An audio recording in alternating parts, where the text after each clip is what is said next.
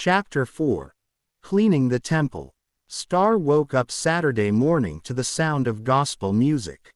Not from a neighbor's stereo. Not from a passing car. No, this was tinny, faint, and horrifyingly close. He stumbled into the kitchen to find 3 roaches on the counter, swaying in unison to what he belatedly realized was a roach-sized Bluetooth speaker. As that, Starr squinted. "Oh my God, are you playing Mary Mary?" Clarence raised an antenna like a conductor.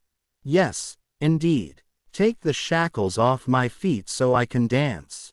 Appropriate, don't you think?" "No," Starr shouted. "Not appropriate. Nothing about this is appropriate. You're insects with a sound system." "Focus, Starr," Clarence said firmly. "Today is the day we clean the temple." "The what?" Petunia, who was filing her antenna against a sugar packet like it was a nail file, sighed dramatically. "Your apartment, Sugar. Look around. This place looks like sadness threw up on it." Starr looked around. There were pizza boxes stacked like Jenga in the corner. Empty wine bottles lined the radiator. A pair of socks he didn't even remember wearing lay crumpled under the coffee table. The whole place smelled faintly of takeout, air freshener, and despair. "It's fine," Starr muttered defensively. "It's lived in." Clarence hopped onto the edge of a cereal bowl. "It's pitiful. You can't invite love into a landfill. We're gonna scrub, dust, and purge like Moses himself is coming over for dinner." "I'm not doing this," Starr said flatly, heading for the couch. "You are," Petunia said sweetly. "Or I start chewing holes in your cashmere sweaters." Starr froze mid-step. "You wouldn't. Try me." And that's how Starr found himself 3 hours later standing in yellow rubber gloves, holding a mop like a weapon, while Clarence supervised from the counter. The cleaning began with trash. "Pick it up. Pick it up," Clarence chanted like a cheerleader as Starr stuffed pizza boxes into a garbage bag. "This is degrading," Starr muttered, gagging as he found a container of pad thai that had apparently fossilized in his fridge. "What's degrading is living like a raccoon in a tracksuit," Clarence shot back. "Toss it out." Petunia was no better. She perched on a stack of magazines and pointed her antenna like a diva wielding a cigarette holder. "Honey, if a man walks in here and sees all this, he'll think you died 3 years ago and nobody noticed." Starr shoved another bag of trash toward the door.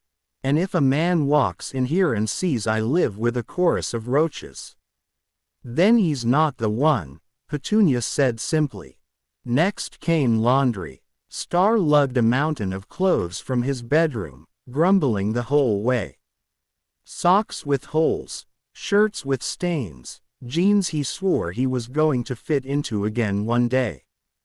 "Donate it," Clarence said every time Starr held up a pair of pants.